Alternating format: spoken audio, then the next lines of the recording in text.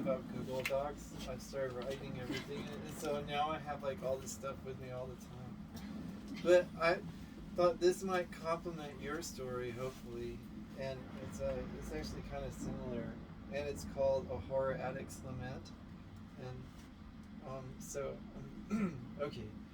Mark sat in the breakfast nook, his steaming cup of coffee untouched, staring out at the myriad of ghosts, ghouls, and goblins that adorned his front yard.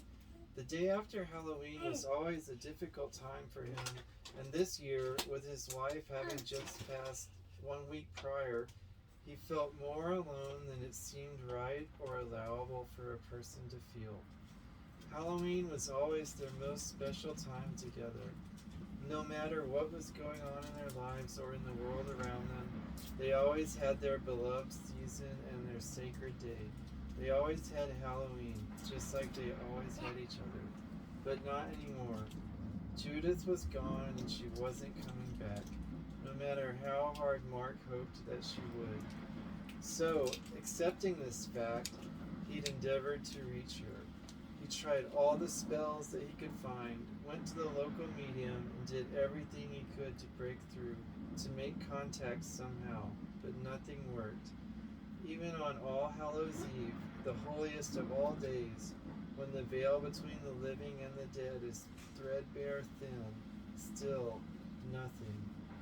Mark let out a deep, mournful sigh, then picked his coffee up and sipped it slowly, his eyes still on the yard, his mind churning. Since he'd been unable to contact Judith in the spirit realm, Mark retreated to his first intention, resurrection. There has to be a way to bring her back, he mused. There must. And I'm going to find out, and my Judith and I will be together again. Mark savored his coffee. Midnight Syndicate played softly on the nearby stereo. Then he stood and walked out to the yard. The leaves crunched beneath him as Mark lay down among the styrofoam headstones. He whispered his wife's name and closed his eyes, while dark clouds rolled in above him. Wind blew over Mark, catching his thoughts and his grief and carrying them into the ether, through the in-between, to the deep darkness, where Judith waited and listened.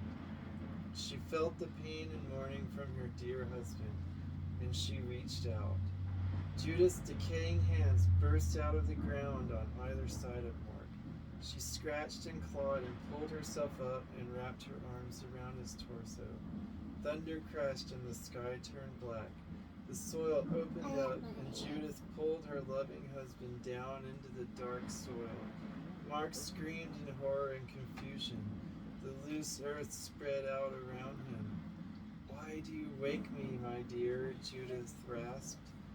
"Because I love you. I miss you," Mark wailed, dirt falling into his mouth. "And now, because you couldn't let me sleep, we will be together in terror and unrest forever."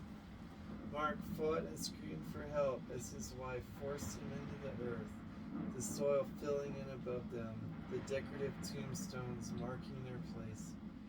And as Mark sank into the dirt, he wished he hadn't used black magic to bring Judith back. As the years passed, Mark and Judith's health sat untouched.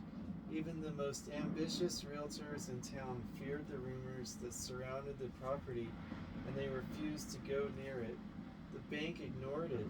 The neighborhood children made up stories about the old couple who had lived there, telling tales of how they loved Halloween, and that they had become ghouls themselves, and that they haunted their own former home. And maybe those stories were true, for on chilly October evenings are said to be seen sitting in the breakfast nook. They are said to be seen sitting in the breakfast nook sipping tea. And the Halloween decorations are still in the yard and on the house, covered in moss and vines, standing year-round, untouched forever. Oh, wow. That was awesome! Thank you. Thanks, y'all. Oh, thank y'all so much Thank for God. coming tonight. Let's go out front and see if Tracy wants to do the door prize drawing ticket Okay, thing. the If you raffle held thing, on to the that. raffle. Yeah, yeah.